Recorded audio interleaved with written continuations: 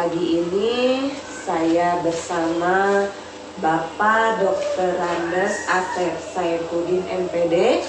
Beliau adalah kepala sekolah dari SDN Pasir Huni. Selamat pagi, Pak. Pagi. Apa kabarnya? Alhamdulillah sehat. Seperti obrolan kita kemarin, saya akan melakukan wawancara Bapak mengenai pengambilan keputusan berdasarkan nilai-nilai kebajikan. Selama menjadi kepala sekolah, mungkin Bapak seringkali dihadapkan dengan berbagai macam kasus. Selama ini bagaimana Bapak dapat mengidentifikasi kasus-kasus yang merupakan dilema etika atau bujukan moral? Begini Neng ya, dalam permasalahan hal ini seperti etika gitu ya, sebetulnya ini dua hal, nilai kebajikan yang disebut juga dengan sesuatu benar dan benar, itu etika ya. Etika benar-benar itu, yang namanya etika itu pasti benar gitu kan. Nah, berbeda dengan bujukan suatu moral. Bujukan suatu moral itu berkaitan dengan suatu keputusan yang benar dan salah. Ada moralitas, non moralitas gitu kan. Nah, di sini dalam permasalahan yang tadi dikatakan juga bagaimana mengidentifikasikannya di sini. Nah, cara mengidentifikasikan kami ya di sini dalam hal penanganan seperti itu ada dua alternatif. Dalam mengidentifikasikan secara edukatif self ataupun pendidikan secara pribadi, dan yang kedua edukatif kelas ya, pendidikan secara kelompok atau kelas. Nah, supaya apa? Supaya dapat dibedakan dan supaya dapat diselesaikan dengan bagaimana kapasitas rentannya ataupun kapasitas dari berat dan ringannya suatu permasalahan itu. Jadi Bapak dalam mengidentifikasi kasus itu yaitu dengan dua cara. Yang pertama yaitu edukatif self dan edukatif kelas. Selama ini bagaimana Bapak menjalankan pengambilan keputusan di sekolah Bapak, terutama untuk kasus-kasus di mana ada dua kepentingan yang sama-sama benar atau sama-sama mengandung nilai kebajikan? Nah, itu dengan cara persuasi ya, pendekatan cara tadi juga dikatakan edukatif self tadi. Dengan persuasi di sini dengan permasalahan face to face sebelum kepada kelompok, sebelum kepada kelas. Nah, kita berbicara dulu dengan yang bersangkutan begitu. Mengapa? Untuk mengetahui apa permasalahannya, pangkalnya begitu kan permasalahan tersebut. Jika di sini dalam permasalahannya suatu hal yang baik gitu kan, nah kita diungkapkan bagaimana cara penyelesaiannya untuk menjadikan yang lebih baik lagi, begitu kan sebaliknya. Wah, luar biasa ya Bapak mengadakan penyelesaian permasalahan dengan persuasi ya, agar keputusan yang diambil lebih tepat. Iya, betul. Langkah-langkah atau prosedur seperti apa yang biasa Bapak lakukan selama ini? Nah, itu bisa dikatakan ya, langkah-langkahnya secara tadi persuasi. Nah, kita diadakan suatu permasalahan secara urgen, penting. Di antaranya langkah-langkahnya bagaimana? Nah, kita diadakan suatu, contohnya misalkan kita ada briefing ya. Dengan cara briefing, nah kita bisa menyelesaikan permasalahan. Langkah yang kedua dengan cara mengadakan pendidikan edukatif, wawasan berbasis kompetensi kemampuan guru ataupun personal begitu. Dan yang ketiganya kita mengevaluasi untuk apa? Untuk peningkatan ataupun untuk evaluasi dalam hal yang tadinya kurang baik menjadi baik, yang tadinya kurang potensi menjadi potensi. Untuk apa? Untuk peningkatan mutu orang yang bersangkutan dan butuh pendidikan. Begitu, Neng. Jadi disesuaikan dengan keurgenan tersebut ya. Jadi Bapak akan melakukan briefing terlebih dahulu, lalu pendidikan edukatif dan menganalisis kasus yang terjadi. Baik, hal-hal apa saja yang selama ini Bapak anggap efektif dalam pengambilan keputusan pada kasus-kasus dilema etika? Nah, hal-hal yang efektifnya itu yang tadi itu yang paling intinya itu dengan cara educative self, itu yang paling efektif. Mengapa? Itu kan ada privasi, ya. Contoh privasi di sini kan ada rahasia tentang pribadi, ada rahasia tentang kelompok. Nah di sini yang paling efektifnya itu ya kalau misalnya kita menjelaskan edukatif secara kelas, gitu kan, atau misalnya secara individual kelompok, apakah bisa tertutup tidak privasi seseorang, tidak kan? Nah dengan cara itu yang supaya lebih efektif lagi dengan cara edukatif secara self tadi, pribadi, dan secara face hati ke hati gitu kan, supaya dia itu bisa menerima gitu kan hasanah hidupnya itu.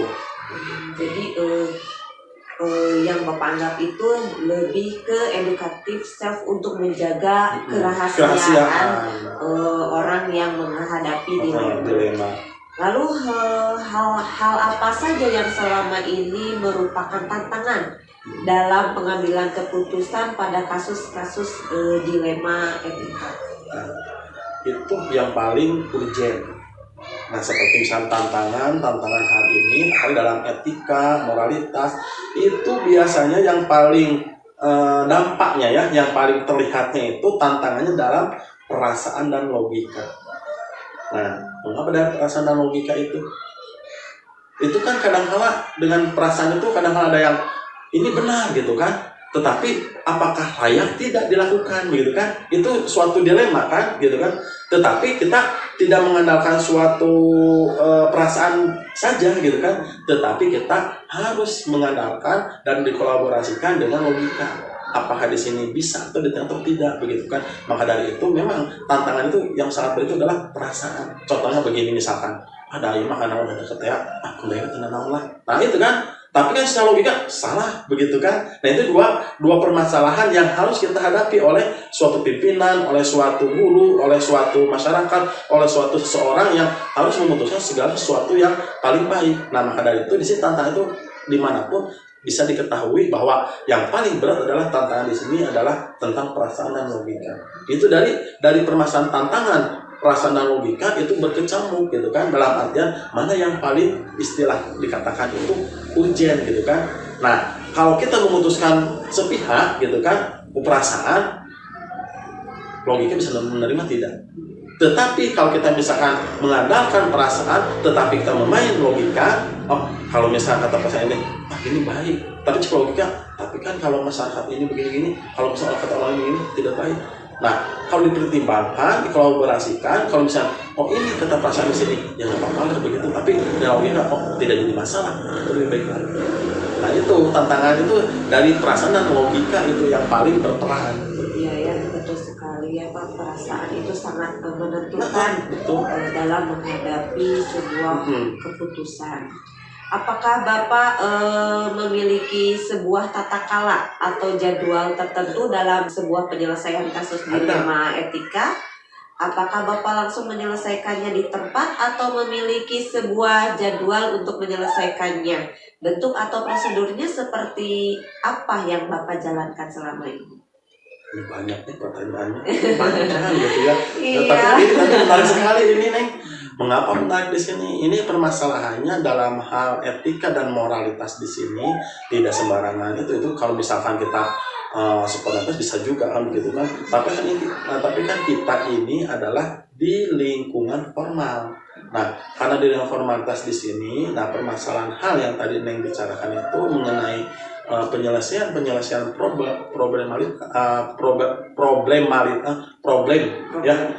permasalahan tersebut. Nah itu tidak spontanitas diselesaikan langsung, tidak. Nah kebetulan kami di sini mengadakan suatu permasalahan rembukan dengan perangkat sekolah. Nah, di sini kebetulan permasalahan-permasalahan program-program yang ada di sekolah ini tidak sembarangan langsung spontanitas, memiliki program dan memiliki jadwal. Contohnya ada program agenda kepala sekolah. Selain daripada program agenda kepala sekolah, ada juga program-program ekstrakurikuler, program-program kegiatan PLH, program-program yang lainnya untuk meningkatkan kemampuan-kemampuan dan penyelesaian-penyelesaian mengenai etika dan moralitas. Bagaimana contohnya itu?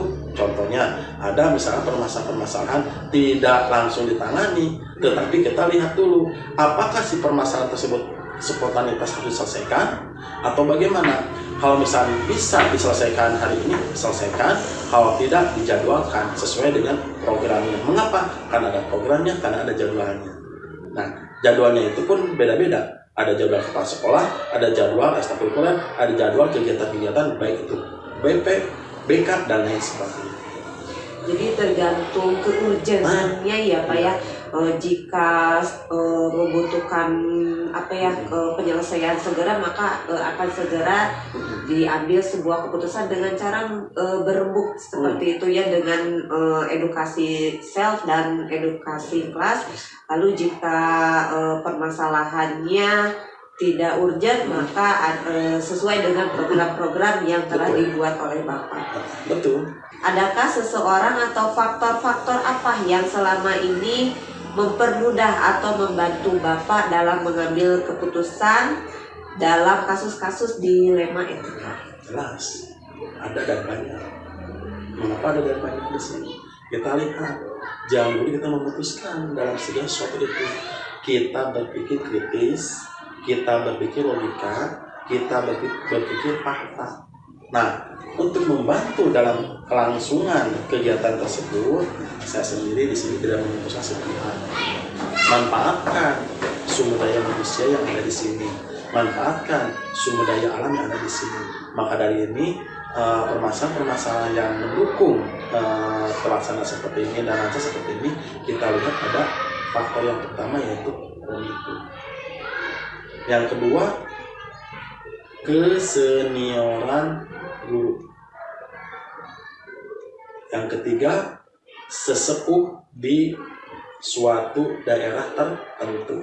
Nah, itu dari komite, sesepuh, dan yang dituakan di daerah tersebut itu bisa membantu segala sesuatu permasalahan-permasalahan, permasalahan di lingkungan kita, dan problem-problem yang dimanapun berada. Kalau kita bisa kolaborasi dengan komite, dengan sesepuh, dengan segala perangkat yang ada di masyarakat, itu akan mempermudah dalam segala hal.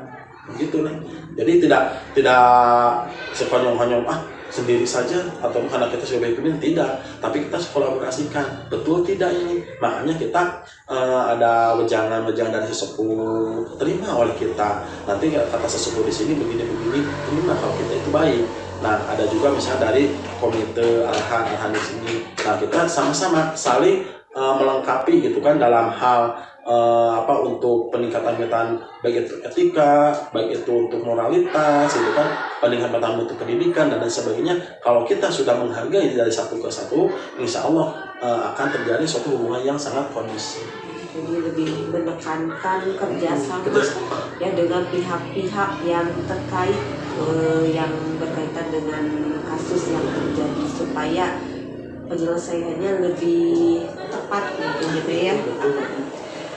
Dari semua hal yang telah disampaikan, pembelajaran apa yang dapat Bapak petik dari pengalaman Bapak mengambil keputusan dilema etika? Yang kami petik itu adalah hal yang terbaik. Hikmahnya apa? Hikmahnya kalau kita sudah ada kerjasama antara komite, sesepuh, perangkat lingkungan, keputusan yang diambil itu akan sesuai dengan yang kita harapkan. Hikmahnya apa? Ya, islah. Hikmahnya apa? Masalah akan cepat selesai. Hikmahnya apa? Ya, kita bisa menjadikan suatu hal yang tadinya kurang baik menjadi lebih baik lagi. begitu. Luar biasa sekali ya Pak. Jadi kata kunci dari penyelesaian permasalahan yang dihadapi itu kerjasama,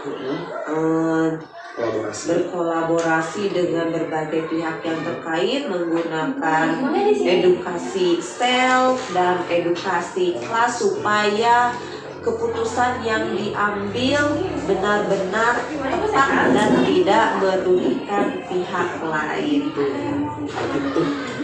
Terima kasih banyak Pak Deden.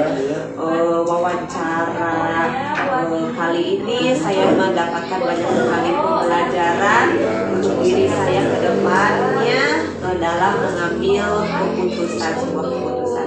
Terima kasih. Sekian wawancara saya dengan Pak Dr. Andes Asep Saifuddin, MPD. Wassalamualaikum warahmatullahi wabarakatuh.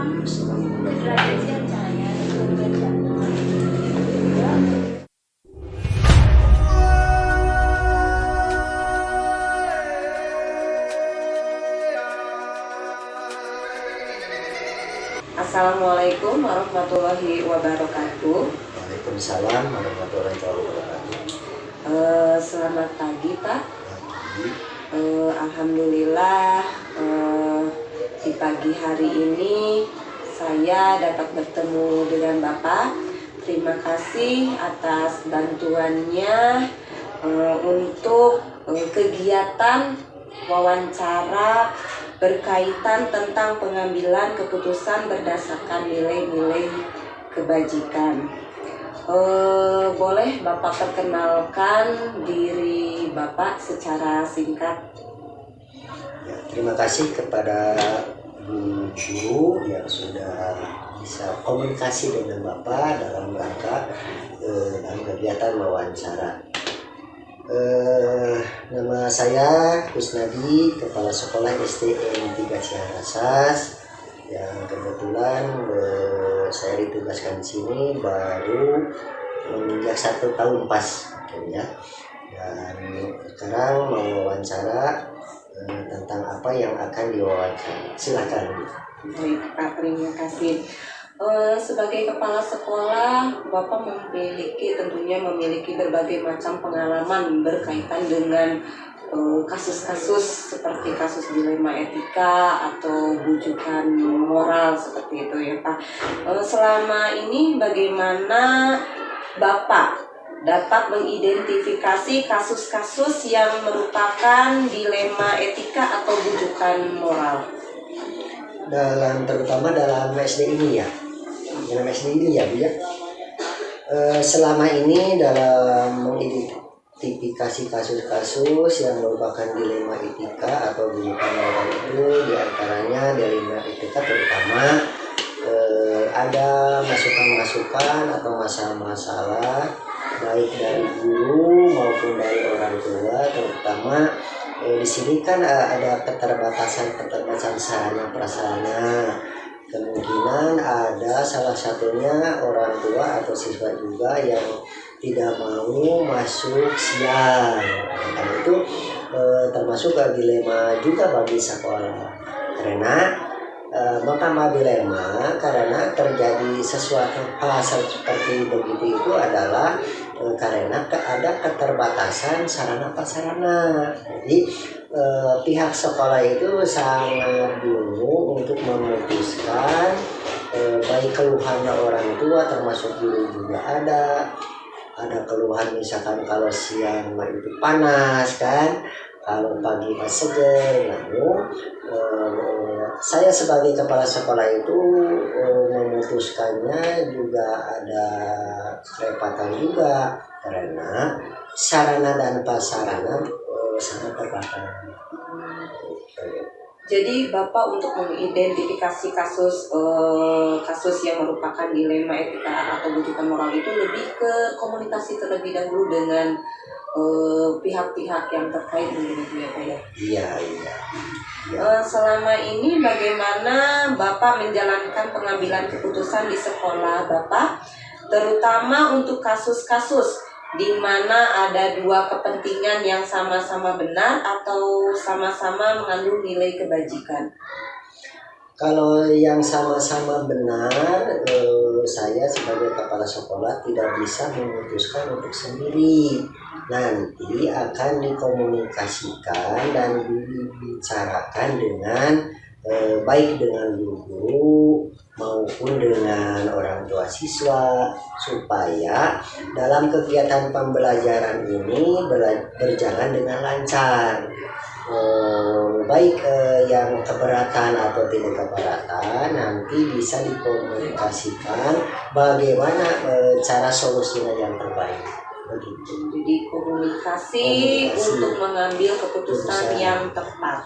Langkah-langkah atau prosedur seperti apa yang biasa Bapak lakukan selama ini? Terutama dalam apa, Bu? Dalam mengambil keputusan, terutama kasus dilema etika yang sudah Bapak hadapi. Terutama dalam misalkan guru juga ya, guru aja dulu. Misalkan ibu kelas 6 itu dalam pembelajaran itu harus fokus dalam seharusnya pagi ya, supaya pembelajaran lebih nyaman gitu ya. Kalau siang nanti kan ada kadang-kadang anak siswa juga suka mengalami hambatan-hambatan untuk ngantuk, panas. Kalau pagi kan lebih segar. Nah itu Bapak diputuskan itu tidak sepihak oleh Bapak sendiri, tetapi dikomunikasikan dengan guru. Bagaimana kalau misalkan kalau kelas genap misalkan pagi terus kelas yang lain siang, nanti ada keluhan-keluhan dari kelas bawah juga tidak mau untuk siang kan, nanti dikomunikasikan dengan guru. Bapak itu mengambil keputusan itu adalah kesepakatan musyawarah untuk kebaikan bersama. Itu aja nih. Biasa ya selalu mengedepankan komunikasi dan masukan-masukan dari pihak yang terkait. Hal-hal apa saja yang selama ini Bapak anggap efektif dalam pengambilan keputusan pada kasus-kasus dilema etika? Hal-hal yang efektif saya kemukakan, kita itu adalah melaksanakan tugas. Melaksanakan tugas itu kan bisa kapan saja, waktunya tidak terpaku pagi atau siang. Yang penting kita itu melaksanakan tugas sesuai dengan apa yang sudah ditugaskan. Masalah waktu itu tidak masalah. Yang penting kita kalau guru itu melaksanakan tugas harus siap di mana saja, kapan saja waktunya. Gitu aja. Nanti akan dikomunikasikan antara misalkan kelas 6 misalkan pagi, minggu depan lagi siang. Itu supaya semua guru dan siswa itu bisa merasakan bagaimana cara belajar siang dan bagaimana belajar pagi. Gitu Neng, ya. Jadi ada keberpihakan juga kepada murid ya dari setiap keputusan yang Bapak ambil. Iya, betul. Hal-hal apa saja yang selama ini merupakan tantangan dalam pengambilan keputusan pada kasus-kasus dilema etika? Dalam tantangan keputusan pasti ada, terutama kadang-kadang ada keluhan atau masukan-masukan baik dari guru atau siswa yang tidak mau menerima tentang masukan atau cara pengaturan kelas tersebut. Tetapi saya itu bukan artinya untuk menguntungkan sepihak dalam pembelajaran. Berarti itu menguntungkan untuk semua. Apa yang terbaik untuk semua itu saya akan diputuskan. Gitu Bu ya. Dalam sebuah permasalahan perbedaan pendapat pasti ada ya, selalu ada ya Pak. Iya, betul. Tetapi yang Bapak lakukan yaitu tidak ada pihak yang dirugikan. Ya. Apakah Bapak memiliki sebuah tata kala atau jadwal tertentu dalam sebuah menyelesaikan kasus dilema etika? Apakah Bapak langsung menyelesaikannya di tempat atau memiliki sebuah jadwal untuk menyelesaikannya? Bentuk atau prosedur seperti apa yang Bapak jalankan selama ini? Untuk menyelesaikan permasalahan, saya di SDN 3 Ciharasas tidak dijadwalkan, tetapi bersifat spontan. Apa keluhan-keluhan dari guru, baik orang tua atau siswa, nanti langsung ditanggapi, direspon, dan diselesaikan bagaimana cara penyelesaian yang terbaik untuk semua pihak. Jadi tidak ada jadwal. Jika kasusnya berupa kasus yang urgent akan diselesaikan pada saat itu. Adakah seseorang atau faktor-faktor apa yang selama ini mempermudah atau membantu Bapak dalam mengambil keputusan dalam kasus-kasus dilema etika? Yang mempermudah itu yaitu adalah kita menyadari misalkan kelemahan, kekurangan yang berada di sekolah ini, terutama tadi masalahnya kasusnya sekolah pagi siang. Itu ya kendalanya yaitu sarananya yang belum memadai ya. Rondel ada 12 sedangkan ruang belajar ada 5 ya. Itu ada kendala. Dalam bentuk pengambilan keputusannya, saya diserahkan dengan secara komunikasi baik dengan orang tua maupun dengan keluarga di lingkungan sekolah, baik guru, orang tua, dan siswa. Dari semua pertanyaan terakhir nih Pak, dari semua hal yang telah disampaikan, pembelajaran apa yang dapat Bapak petik dari pengalaman Bapak dalam mengambil keputusan dilema etika? Pengalaman yang dipetik bagi saya dalam pembelajaran di SDN 3 Ciharasas ini, pasti semua masalah pasti ada ya. Semua masalah, semua kendala tetap ada di semua sekolah juga. Yang pada intinya segala permasalahan atau masalah kita dapat diselesaikan dengan cara komunikasi dengan baik dengan guru, dengan orang tua. Yang penting kegiatan pembelajaran di SDN 3 Ciharasas ini berjalan dengan lancar. Bagaimana caranya? Yaitu dengan cara komunikasi. Langkah-langkah baik apa? Bapak suka memberi saran kan kepada guru, kepada rekan-rekan, jadi bagaimana nih ada masalah seperti ini, bagaimana pemecahannya. Nanti masukan-masukan dari guru ditampung dan diambil keputusan yang dapat bisa menguntungkan untuk kemajuan SDN 3 Ciharasas. Begitu rupanya. Iya, jadi dari percakapan yang dilakukan dengan Bapak nih, kata kunci yang dapat diambil yaitu komunikasi. Dalam mengambil keputusan itu penting agar keputusan yang diambil tidak berpihak kepada salah satu orang, lebih menekankan kepada musyawarah mufakat. Iya, untuk musyawarah mufakat, betul ya, supaya tidak ada pihak yang dirugikan dan hasilnya pun hasil keputusan yang diperoleh juga berdasarkan kesepakatan bersama. Baik Bapak, itu saja wawancara hari ini. Terima kasih banyak. Dari hasil wawancara ini banyak sekali pembelajaran yang saya dapat ambil untuk kedepannya menjadi lebih baik lagi dalam mengambil keputusan-keputusan berkaca dari pengalaman Bapak, yaitu dengan mengedepankan komunikasi yang baik. Terima kasih. Sekian wawancara dengan Bapak Kusnadi SPD, Kepala Sekolah dari SDN 3 Ciharasas. Sekian, wassalamualaikum warahmatullahi wabarakatuh. Waalaikumsalam.